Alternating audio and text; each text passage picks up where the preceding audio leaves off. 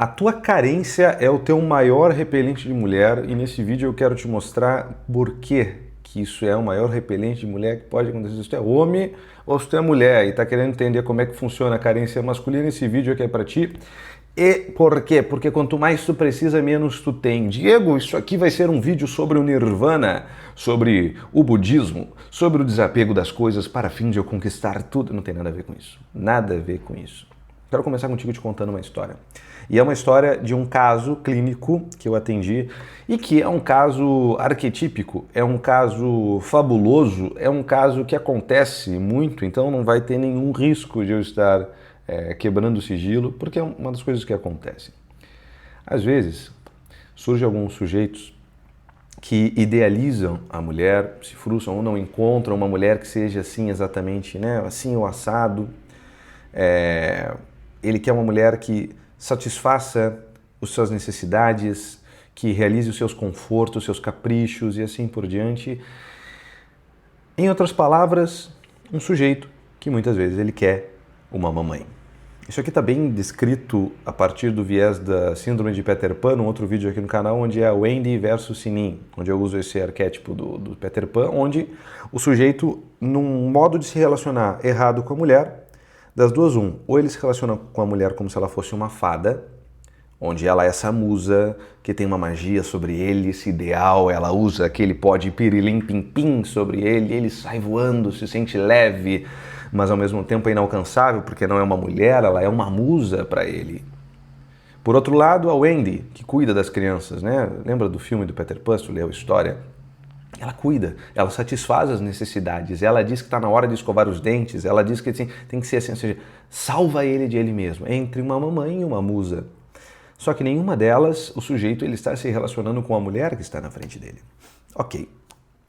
E aí, uma vez com esse sujeito, conversando com ele na terapia, eu falei, meu amigo, desse jeito que tu está me falando, tu estás procurando uma mamãe, certo? E é bem difícil que tu vá conseguir um relacionamento saudável desse modo. Porque tu pode me perguntar, né? Diego, por que eu não posso procurar uma mamãe para mim? Eu falei, tu podes procurar uma mamãe para ti. Porque com certeza vai ter alguma mulher com complexos maternos querendo um filhinho para cuidar. Isso acontece muito. Existem muitos relacionamentos que é o homem que quer uma mamãe, e às vezes até por trás daquela história da mulher, dona de casa, eu quero uma mulher para ter meus filhos, cuidar da casa, cuidar de mim, tudo bem, mas tem ressalvas. E por outro lado, vão ter, né, teremos aqui no mercado, teremos aqui na praça, teremos aqui na área, mulheres que estão procurando filhinhos. O problema é que chega um momento que um quer se relacionar com o outro como um homem e como uma mulher. Não quer mais desempenhar esse papel, por isso que não se sustenta. E aí quando a mulher deixar de ocupar esse papel de mãe do cara, ele vai se frustrar. Ou talvez ele vai dizer, eu não quero minha mãe, eu quero minha mulher, porque eu quero ter vida sexual aqui, tá? É difícil ter vida sexual com a mamãe, né? É meio bizarro isso aqui, eu insisto. Mas, veja bem, em algum momento eu não vou querer que ela haja desse modo. Ou em algum momento ela não vai querer que eu haja como filhinho, ela vai querer que eu seja o homem ali e tal, sei lá que ideia vai ser homem na cabeça dela, mas vai dar errado. E dito feito, né? Esse foi um caso que foi justamente assim. Ele encontrou uma mulher que era justamente essa mamãe, que cuidava até do que ele tinha que comer, etc e tal. Namoraram durante um tempo, em algum momento ele não queria mais a mamãe, o relacionamento foi pro espaço. O que essa carência ela mostra? O que são as 3 consequências que aparecem com essa carência e por que elas acabam caindo, elas acabam sendo esse repelente feminino? Porque, primeiro, essa carência ela mostra uma desordem interna. O que é essa desordem interna? Se eu estou carente de algo, certo? É sempre assim, né? Se eu estou carente de algo. Portanto, eu estou me relacionando com essa pessoa não porque eu quero servir a ela, não porque eu quero amá-la, mas porque ela me proporciona alguma coisa. E isso aqui é um peso muito grande quando a gente vai se relacionar com alguém e a gente sabe que aquela pessoa está se relacionando conosco só porque a gente proporciona alguma coisa para ela, a saber, né? Às vezes a confusão do sexo antes do casamento, às vezes pode ser isso, tem relacionamentos que às vezes ficam sendo postergado o término, justamente porque eu gosto muito do sexo que aquela pessoa me dá. Eu não gosto da pessoa, mas o sexo é maravilhoso.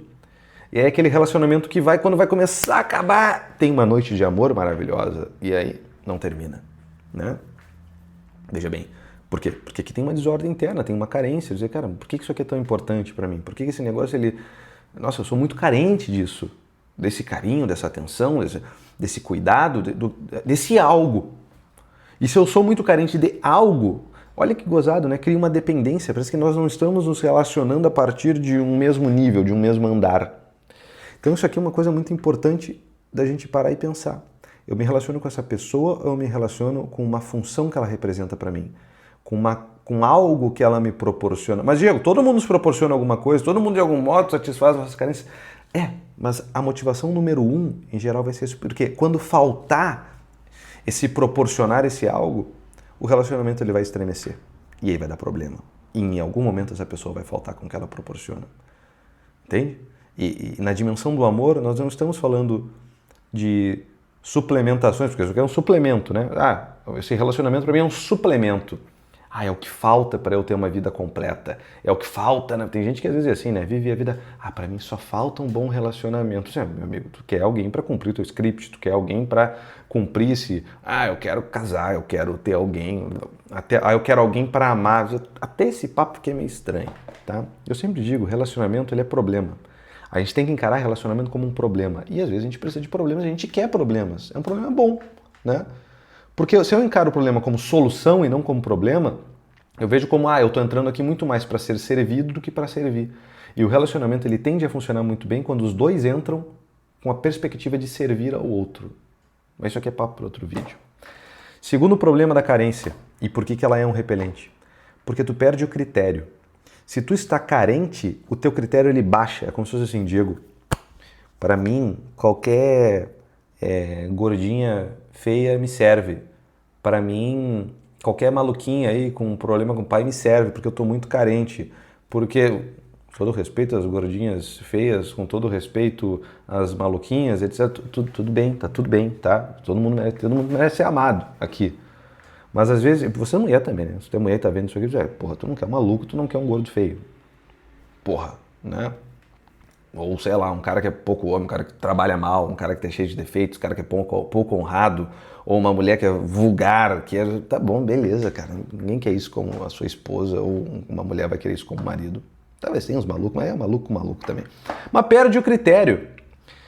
E se perde o critério, vê bem, a outra pessoa percebe que aquela pessoa não... O valor não está em mim.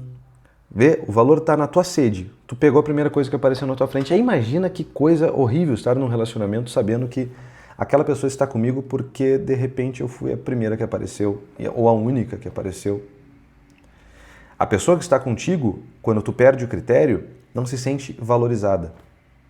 Porque fica até difícil para o sujeito carente elencar as qualidades dessa pessoa. E tem muitos caras, pensa, tu consegue elencar com clareza as qualidades da mulher que tu tá do teu lado, enfim, ou da mulher, tu sabe elencar com certeza as qualidades, esse aí é o primeiro que apareceu, essa aí é a primeira que apareceu.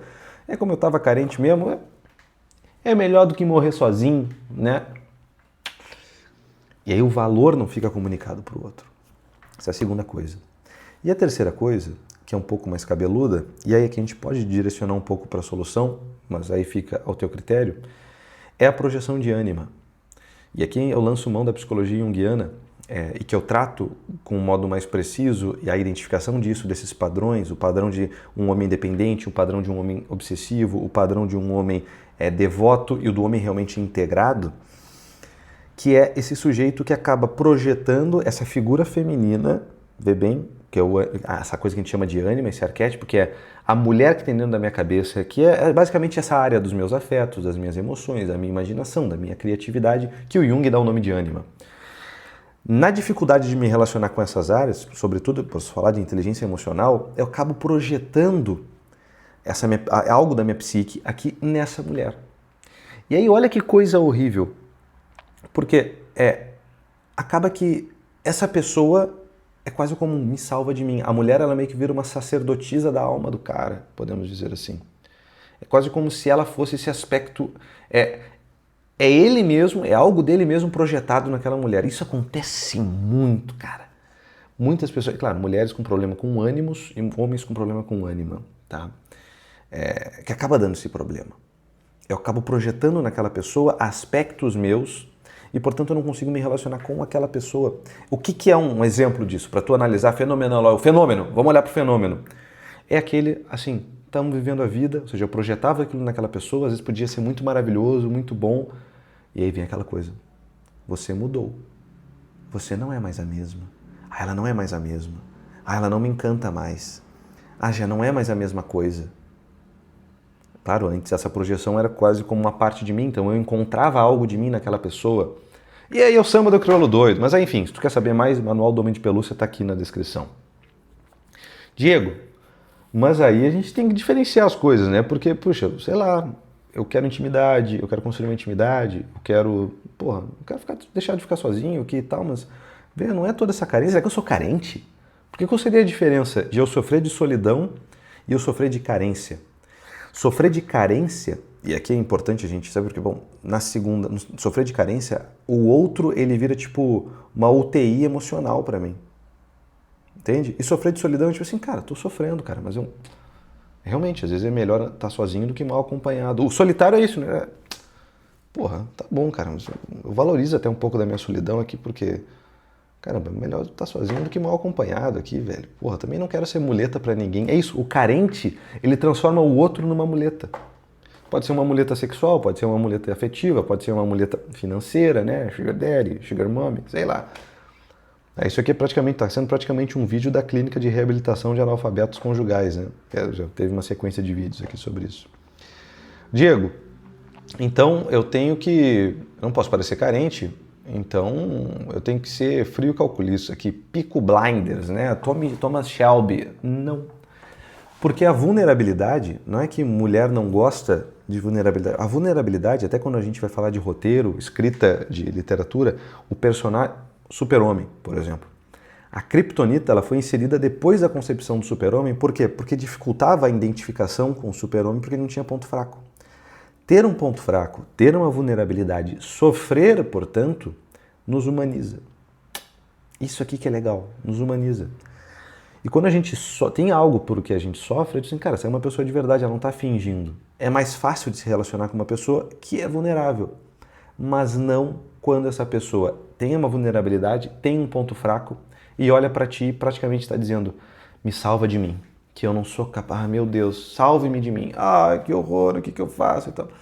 Aí é problemático, vê? Então, bom, se tu tá muito carentão, se tu tá procurando uma mulher para satisfazer algo em ti, cara. Sei lá, vai fazer uma boa terapia, consome mais os vídeos aqui do canal, entra no Manual do Homem de Pelúcia aqui embaixo, né?